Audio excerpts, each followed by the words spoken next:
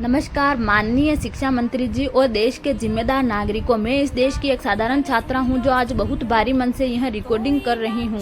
मंत्री जी, जब हम पढ़ाई करते हैं तो हमारे माता पिता अपनी गाढ़ी कमाई का एक एक पैसा हमारी फीस में लगाते हैं। हम रात रात भर जाकर अपनी आंखों के नीचे काले घेरे लिए सिर्फ एक उम्मीद से पढ़ते हैं कि एक दिन हमारा भविष्य सुधरेगा। लेकिन परीक्षा के दिन हमें क्या मिलता है? पेपर लीक की खबर। हमारी सालों की मेहनत को चंद पैसों के लिए कुछ माफियाओं के हाथों बेच दिया जाता है। हमारी न्याय की उम्मीद लीक हो जाती है। आज देश की स्थिति यह हो गई है कि देश के सबसे माननीय पर्यावरण और शिक्षा सुधारक सोनम वांगचुक जी शिक्षा के अधिकारों के लिए 18 दिन से भूखे पेट धरने पर बैठे हैं। 18 दिन बिना अन्न के दाने के एक ऐसा व्यक्ति जिसने देश को इतना कुछ दिया, जब सरकार उनकी बात पर इतने दिन तक मौन रह सकती है तो हम तो साधारण छात्रों की औकात ही क्या है?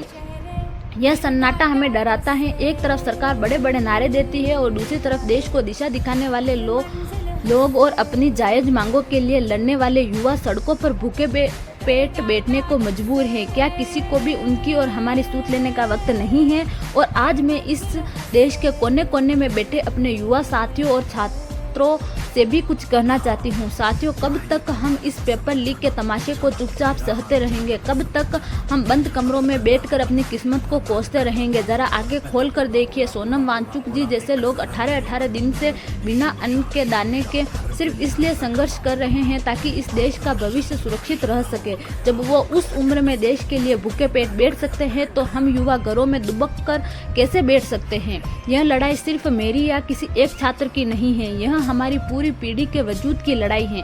अगर आज हम नहीं जागे, आज हमने इस भ्रष्टाचार और अत्याचार के खिलाफ अपनी आवाज बुलंद नहीं की, तो आने वाली पीढ़ियां हमसे सवाल करेगी कि जब देश का सिस्टम बिगड़ रहा था तब देश का युवा क्या कर रहा था। उठो साथियों, जागो। सोशल मीडिया से लेकर सड़कों तक अपनी आवाज को इतनी ताकतवर बना दो कि सत्ता की कुर्सियों पर बैठे लोगों की नींद उड़ जाए। हम वोट देकर सरकार चुन सकते हैं तो हम लड़कर अपना हक भी छीन सकते हैं। अब चुप रहने का वक्त खत्म हो चुका है। मैं इस रिकॉर्डिंग के माध्यम से आपसे सीधे तौर पर यह मांग करती हूँ कि पेपर लीक के खिलाफ ऐसा सख्त और कड़ा कानून बने कि दोबारा कोई हमारे भविष्य से खेलने की हिम्मत न करे और जो व्यवस्था में कमियां हैं उन्हें तुरंत सुधारा जाए।